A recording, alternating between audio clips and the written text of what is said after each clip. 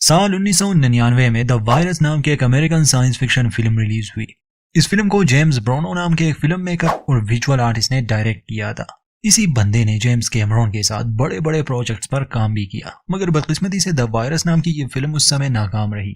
हालांकि इस फिल्म की कहानी और कॉन्सेप्ट काफी अच्छा है। ये एक अंडररेटेड फिल्म है। खैर, समय के साथ साथ लोगों ने इसे पसंद करना शुरू किया। इस वीडियो में हम उसी फिल्म को एक्सप्लेन करने वाले हैं। फिल्म की कहानी शुरू होती है प्रशांत महासागर से, जहां रूस का सबसे आधुनिक समुद्री जहाज मीर स्पेस स्टेशन से संपर्क में था। ये रूसी जहाज काफी बड़ा था और इसका क्रू भी। इसमें बड़े डिश एंटेना लगे थे और हर तरह के उपकरण भी। स्पेस स्टेशन में दिखाया जाता है कि एक अजीब सी रोशनी इनकी स्टेशन की ओर बढ़ रही थी। लगा इन्हें वो बस गुजर जाएगी, मगर वो बिजली की तरह स्पेस स्टेशन को पूरी तरह से खराब कर देती है और वहां मौजूद वैज्ञानिक भी मारे जाते हैं। पृथ्वी पर मौजूद लोगों को कुछ समझ नहीं आ रहा था कि अचानक से संपर्क क्यों टूट गया और वो लोग क्यों चिल्ला रहे हैं। तभी उस स्पेस स्टेशन के एंटेना से तेज बिजली प्रशांत महासागर में मौजूद उस जहाज पर गिरती है, जिससे हलचल मच गई। काफी चीजें नष्ट हो गई। नादिया, जो कि एक वैज्ञानिक थी, वो देखती है कि उनके कंप्यूटर को कोई और कंट्रोल कर रहा है। सारे डेटा को जमा किया जा रहा था। इसके आगे क्या हुआ वो हमें नहीं दिखाया जाता। अब कहानी 7 दिन बाद की दिखाई जाती है, जहां हम सी स्टार नामी एक टग बोट और उसके क्रू को इसी समंदर में देखते हैं। वो एक कार्गो शिप को खींच रहे थे। समुद्री तूफान इतना खतरनाक है कि जिस जहाज को ये टो कर रहे थे उसमें पानी भरने लगा। रॉबर्ट एवर्टन इस टग बोट का कप्तान था। हालात इतने खराब थे कि रस्सी काटने की नौबत आ जाती है। इस बोट पर काम करने वाले सेलर्स में से स्टीव बेकर कप्तान को सलाह देता है कि हमें अभी रस्सी काटनी होगी, वरना उस डूबते जहाज के साथ हम भी डूब जाएंगे। एवर्टन इसके लिए तैयार नहीं था। वो कहता है कि उस जहाज को मैंने खरीदा है। मैंने और मेरे बेटे ने अपनी पूरी कमाई उसमें लगा दी है। स्टीव कहता है कि अगर तुम रस्सी काटने की इजाजत नहीं दोगे तो मैं खुद काट लूंगा, जिस पर कैप्टन गन निकालकर उसे धमकाता है। लहरें इतनी तेज थी कि वो रस्सी खुद ही टूट जाती है और कंटेनर से भरा वो जहाज समुद्र में डूबने लगा। ये देखकर कैप्टन एवर्टन मायूस होकर वहां बैठ जाते हैं। जाते जाते स्टीव उसे चेतावनी देता है कि आइंदा मुझ पर गन तानी तो मुझसे बुरा कोई नहीं होगा। स्टीव के अलावा 4 और सेलर थे इस टग बोट पर, वुड्स, हिको, रिची और जूलियो। इन सभी के अलावा फोस्टर नाम की एक नेविगेटर भी इनके साथ थी। जहाज को देने के बाद ये लोग अपनी दिशा बदलते हैं और उस तूफान से खुद को निकाल देते हैं। कैप्टन एवर्टन पूरी तरह से टूट चुके थे, क्योंकि उसने अपनी जिंदगी भर की कमाई भी खो दी। अगले दिन जहाज का जायजा लेने के बाद क्रू को बड़ी समस्या का सामना करना पड़ा। बोट के निचले हिस्से में छेद हो चुका था, जिससे धीरे धीरे इनकी ये बोट डूब रही थी और कोई रास्ता नहीं था। इसलिए ये लोग रेडियो पर मदद मांगते हैं। ये बहुत दूर थे, इसलिए इन्हें जल्दी कोई जवाब नहीं मिलता और तभी रेडार पर इन्हें एक और जहाज के संकेत मिले। वहां नीचे कप्तान ने गन हाथ में लिए खुद को खत्म करने का फैसला किया था, मगर उसका एक आदमी ये खबर देने आ गया कि हमें यहाँ पास में ही एक और जहाज के सिग्नल मिले हैं। इसलिए एवर्टन रुक जाता है। इन लोगों को मदद की सख्त जरूरत थी, इसलिए ये बार बार उस जहाज से संपर्क करने में लगे थे, मगर वहां से इन्हें कोई जवाब नहीं मिल रहा था। इसलिए ये लोग उस जहाज के करीब जाने का फैसला करते हैं। वहां पहुंचकर ये उस रशियन आधुनिक जहाज को देखते हैं। उस पर लिखे शब्दों से ये समझ गए कि असल में ये जहाज रूसी है और कोई ऐसा वैसा जहाज नहीं, बल्कि सबसे बड़ा वैज्ञानिक जहाज जो उनके सैटेलाइट्स और स्पेस स्टेशन को कंट्रोल करता है।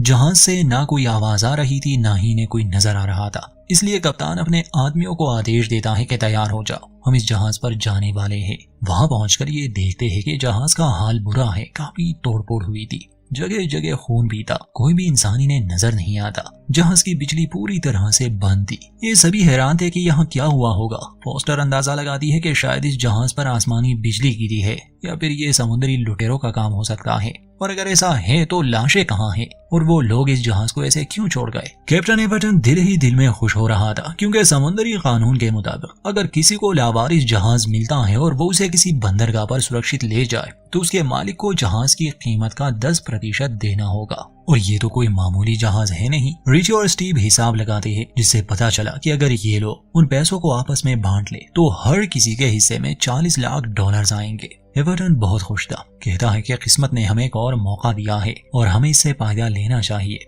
फोस्टर के अलावा सभी खुश थे कि वो मालामाल होने वाले हैं, मगर फोस्टर को शक था कि कोई इतने आधुनिक जहाज को लावारिस क्यों छोड़ेगा। जरूर यहाँ कुछ गड़बड़ है। बाकी सभी इन बातों को नजरअंदाज करते हैं। कैप्टन अपने आदमियों को इंजन रूम में भेज देता है ताकि वो इस जहाज को फिर से चालू करे और किसी नजदीकी बंदरगाह पर ले जाए। टगबोट की मदद से ये जहाज को हवा की दिशा में मोड़ने वाले थे। तब तक स्टीव और जूलियो ने जहाज की बिजली चालू कर दी थी। डेक पर पोस्टर देखती है कि कंप्यूटर खुद ब खुद ही चल रहे हैं, जो कि उसके हिसाब से ठीक नहीं था। वो कैप्टन को ये बात बताती है कि सिस्टम में कोई गड़बड़ है, मगर कैप्टन उसकी बात को नजरअंदाज करता है। शिप में लगे सीसीटीवी कैमरास कोई और कंट्रोल कर रहा था। स्टीव और जूलियो इंजन रूम में पहुंच गए थे, इससे पहले कि ये लोग इस बड़े जहाज को अपने हिसाब से मोड़ देते। इस जहाज का लंगर अचानक से खुल जाता है और इनकी टग बोट पर गिर जाता है। इस हादसे से इनके साथी हीको की एक टांग जख्मी हो गई और टग बोट डूबने लगी। सभी लोग बाहर की तरफ भागते हैं। स्टीव हीको को बचाने पानी में चला गया। शिप पर लाने के बाद इन्हें शक होने लगा कि ये लंगर खुद से तो नहीं गिर सकता, जरूर इनके अलावा शिप पर कोई और है।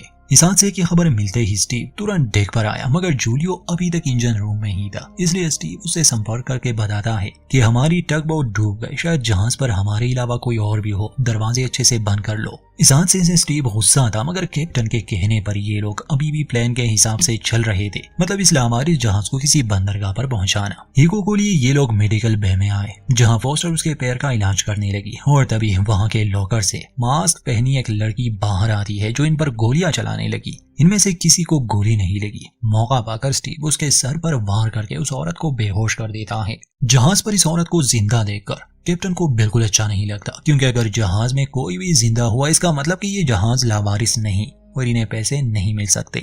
ये लोग उस औरत का बैग चेक करते हैं जिसमें इन्हें कुछ हथियार मिले इनके लिए। अब ये एक पहेली बन गई कि ये इकलौती औरत इस जहाज पर क्यों है और बाकी लोगों का क्या बना। वहां नीचे रिची और वुड्स को इस जहाज में हथियारों का गोदाम मिल जाता है।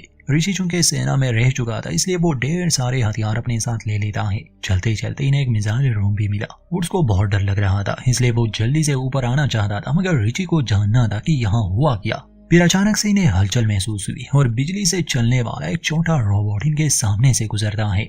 हड़बड़ी में रिची उस पर गोलियां चलाता है, जिससे वो नष्ट हो गया। आगे बढ़ने पर ये एक ऐसे कमरे में पहुंच गए जहां बहुत सी मशीनें काम कर रही थी। वहां कोई इंसान नहीं था, मगर वो मशीनें खुद से ही चीजें बना रही थी और कुछ रोबोट्स में तो इंसानी मांस के भी आसार नजर आ रहे थे। शायद यहाँ किसी तरह के प्रयोग चल रहे थे।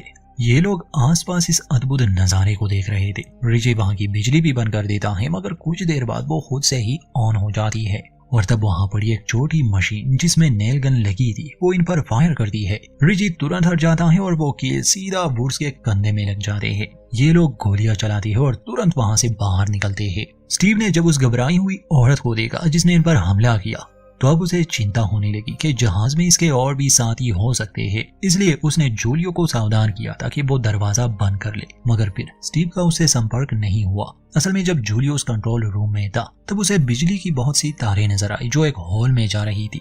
देखने के लिए जैसे ही जूलियो उसके अंदर गया, किसी चीज ने उसे खींच लिया। स्टीव ने रिची और वुड्स को भी वहां आने का कह दिया था, मगर ये जानकर उसे भी हैरानी हुई कि वुड्स जख्मी हो चुका है। कंट्रोल रूम के दरवाजे पर पहुंचकर स्टीव को विश्वास नहीं हो रहा था, क्योंकि उस रूम का दरवाजा वेल्ड किया गया था, जिसका मतलब कि अब इसे खोलना मुमकिन नहीं। अंदर जूलियो भी कहीं नजर नहीं आ रहा था। हैरान करे ये लोग सोच ही रहे थे कि तभी दूर इन्हें एक इंसान की परछाई दिखी और फिर वो इन पर गोलियां चलाने लगा। स्टीव रिची और वुड्स को बचाते बचाते इधर उधर चुप जाते हैं।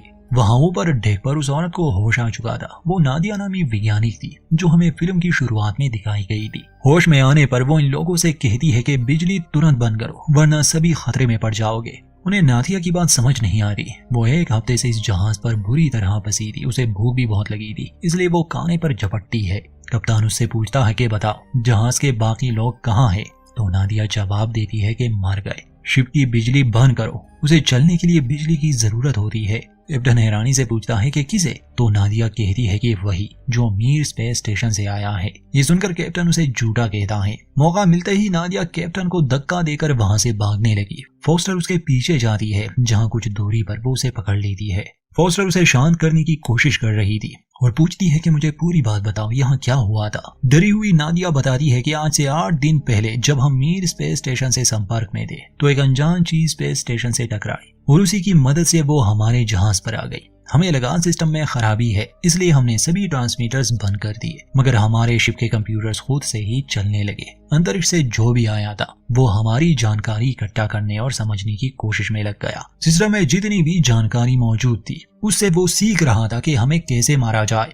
सिर्फ मैं और मेरा पति एलेक्सी बच गए थे। हमने सभी केबल्स को काटना शुरू किया। फोस्टर पूछती है कि तुम्हारी लड़ाई किसके साथ थी, तो नादिया जवाब देती है कि मशीनों के साथ। फोस्टर को उसकी बात पर यकीन नहीं था, पर असल में वो मशीनें भी नहीं जिसकी नादिया बात कर रही थी। वो एक तरह की ऊर्जा थी जिसमें एहसास था, और इस चीज को चलने के लिए या जिंदा रहने के लिए बिजली की जरूरत होती है। ये उस बिजली की मदद से ही हर जगह फैल जाता है, जैसे कंप्यूटर्स में, मशीनों में। इस एलियन जीव का मकसद क्या है ये थोड़ी देर में पता लग जाएगा। वैसे तो नादिया सच कह रही थी, मगर किसी को भी उसकी बात पर विश्वास नहीं था, इसलिए हीको, कैप्टन और फोस्टर उसके हाथ बांध देते हैं ताकि वो हमला और भागने की कोशिश ना करे। कैप्टन को पता चल चुका था कि जूलियो कहीं गायब है, इसलिए गन निकालकर वो नादिया को मारने की धमकी दे रहा था कि बताओ मेरा एक साथी कहाँ है, तुम झूठी कहानी बना रही हो इस जहाज के बारे में। मगर फोस्टर उसे रोकती है। इतने में वुड, स्टीव और रिची उस आदमी की लाश ले आते हैं जिसने नीचे इन पर हमला किया था। ये कोई आदमी नहीं था, ये लगभग मशीन ही थी, बस कुछ हिस्से इंसानी थे, जैसे ये आधुनिक बायो मैकेनिज्म था। ये चीज देखकर फोस्टर पूछती है कि हमें पूरी कहानी सुनाओ नादिया। तो नादिया बताती है कि जब ये जीव हमारे शिप पर आया, इसने सब कुछ अपने कंट्रोल में ले लिया, जहरीली गैस से कईयों को मार दिया, फिर ये अपना ही वंश बनाने लगा। क्योंकि इस जीव के पास कोई शरीर नहीं, पहले इसने छोटे छोटे मशीनें बनाई जो मजदूर बनी, फिर इंसानी शरीर का इस्तेमाल करके ये एक सेना बनाने लगी। ऐसी तकनीकी कारीगरी जो हमारी पहुंच से बाहर है। बाकी बचे इंसानों को उन बड़ी मशीनों ने ही मार दिया। मैं और एलेक्सी ही बचे थे। हमें पता था कि अगर ये ऊर्जा दुनिया के किसी भी सिस्टम में चली गई तो पूरी दुनिया का यही हाल होगा, जैसे इस जहाज पर हुआ। मगर मैंने एलेक्सी को खो दिया। असल में ये जो शरीर इनके सामने पड़ा था यही एलेक्सी था, नादिया का पति। कैप्टन कहता है कि ये औरत झूठ बोल रही है। इस जहाज पर ये और इसके साथी कोई अजीब और गरीब प्रयोग कर रहे थे इंसानों पर, जो इनसे बेकाबू हो गया, और अब ये इस तरह की बातें कर रही है। मगर नादिया कहती है कि मेरे सामने मेरे पति की लाश है, मैं झूठ क्यों बोलूंगी। इतने में पता चला कि एक खतरनाक तूफान इस ओर बढ़ रहा है। जहाज को इस तूफान से निकालने के लिए इन्हें इंजन स्टार्ट करना ही था, जो अभी तक नहीं हुआ था। इसलिए सभी मिलकर नीचे जाते हैं, मगर इन पर एक विशाल मशीन का हमला हुआ। इन्हें जूलियो भी नजर आया, जिसके शरीर में मशीन के पुर्जे लगाए गए थे, मतलब कि उसे भी एक जायबॉर्ग बना दिया गया था। इस हमले में वुड्स बुरी तरह मारा जाता है। कम्युनिकेशन रूम में पहुंचकर ये मदद के लिए कोई संदेश भेजना चाहते थे, मगर एलेक्सी और नादिया ने ट्रांसमीटर को खराब कर दिया था। रिची उसे ठीक करने की कोशिश में लगा था, मगर कैप्टन उस ट्रांसमीटर को तोड़ देता है, क्योंकि वो इस जहाज को खुद किसी बंदरगाह पर ले जाना चाहता था। हालांकि सभी की जान खतरे में थी, मगर कैप्टन को सिर्फ पैसों की पड़ी थी। इसलिए गुस्से में आकर फोस्टर उसे एक जोरदार मुक्का मार देती है और कहती है कि अब से तुम कैप्टन नहीं रहे। वहीं पर एक कंप्यूटर पड़ा था, तो रिची कहता है कि अगर ये एलियन जीव हर जगह है, इसका मतलब कि हम इससे बात कर सकते हैं और जान सकते हैं कि ये हमसे क्या चाहता है। एलियन जीव से संपर्क करने पर और पूछने पर वो जवाब देता है कि तुम इस धरती के लिए खतरा हो, किसी वायरस की तरह, इसलिए मानव जाति को खत्म करना होगा। तुम्हारे शरीर के कुछ अंग चाहिए, जैसे दिमाग, रीढ़ की हड्डी, हाथ पैर। रिची कहता है कि इस एलियन के लिए हम बस पैर पार्ट्स है। इसका मतलब कि अगर इन लोगों को जिंदा रहना है तो इस चीज को मिटाना होगा। मगर ये जीव बहुत होशियार है और हर समय ये उन कैमरा से इन पर नजर रखता है। स्टीव कहता है कि हमें जहाज को डुबाना होगा, कोई पावर ही ना रहे तो ये जीव जिंदा ही नहीं रहेगा। रिची जूलियो का ये भयानक हाल देखकर इतना घबरा गया कि वो अकेले ही वहां से निकलने का प्लान बनाने लगा। कैप्टन इनका साथ नहीं देता, वो वहीं पर रह गया, बाकी सब वहां से निकल जाते हैं। गुस्से में आकर कैप्टन उस एलियन से हाथ मिलाने का सोचता है।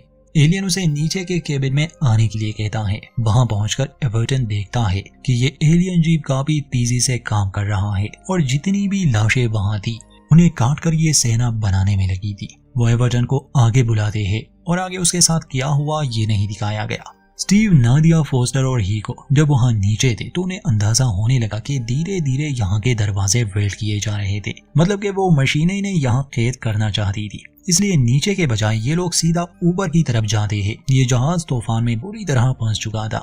वहां रिची मिसाइल रूम में एक्सप्लोसिव को एक जगह इकट्ठा करता है। वो पूरी तरह से बौखला गया था। वो यहाँ मरना नहीं चाहता था।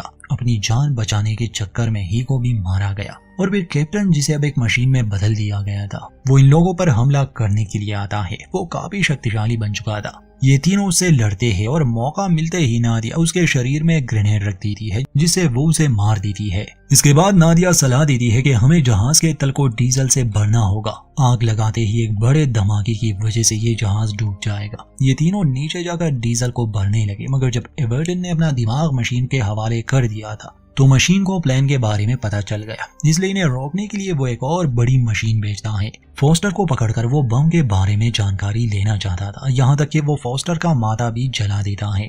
रिची जो अभी तक इस जहाज पर ही था वो हथियार लिए यहाँ आ गया। वो इनकी मदद करता है, हालांकि उसका प्लान अकेले ही यहाँ से निकलने का था, मगर अपने दोस्तों को बचाने पता नहीं वो क्यों वापस आया। अभी से पहले कि ये लोग वहां से निकल पाते वो मशीन फिर से उठ जाती है और इस बार रिची पर हमला कर देती है जिसमें उसकी मौत हो गई। मगर मरने से पहले उसने स्टीव को अपना प्लान बता दिया था। नादिया और फोस्टर जान बचाने के लिए भाग रहे थे, मगर एक जगह वो बुरे फंसे, इसलिए नादिया अपना बलिदान देकर फोस्टर की जान बचा लेती है और इतनी ज्यादा मौतें देखकर वो काफी शॉक में थी। खैर स्टीव उसे ढूंढते हुए पहुंच गया। वो उसे मिसाइल रूम में ले जाता है जहां रिची ने बाहर निकलने का प्लान बना लिया था, मगर उसमें सिर्फ एक ही इंसान बाहर निकल सकता था, इसलिए स्टीव फोस्टर को उसमें बिठाता है।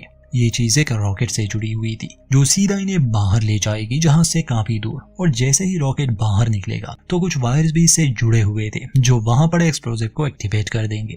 आखिरी समय पर वो बड़ी मशीनें एक बार फिर से वहां पहुंच गए। फोस्टर बटन दबाती है और स्टीव को अपने साथ पकड़ के रखती है। जैसे ही ये दोनों बाहर निकलते हैं वहां पड़े सभी बमों के पिन निकल गए। वो मशीन कुछ नहीं कर पाती। एक बड़े धमाके के साथ वो जहाज पूरी तरह से नष्ट हो जाता है और डूब जाता है। खुशकिस्मती से इनकी डिस्ट्रेस कॉल एक जहाज को मिल चुकी थी जो इन्हें बचाने के लिए आए, और ऐसे ही इन लोगों ने अपने साथ साथ बाकी इंसानियत को भी बचा लिया। यहीं पर इस फिल्म का अंत होता है। एलियन का कॉन्सेप्ट इस फिल्म में काफी अच्छा है। इसमें वीएफएक्स की जगह स्पेशल इफेक्ट्स का यूज किया गया है, तो इन लोगों ने इस सब पर काफी मेहनत की होगी। अगर आज के समय में ये फिल्म बनती तो शायद वीएफएक्स की मदद से ये लोग इसे और भी अच्छे से दिखा सकते। उम्मीद करते हैं ये कहानी आपको पसंद आई होगी। वीडियो अच्छी लगे तो लाइक करें, चैनल को सब्सक्राइब नहीं किया तो कर दे।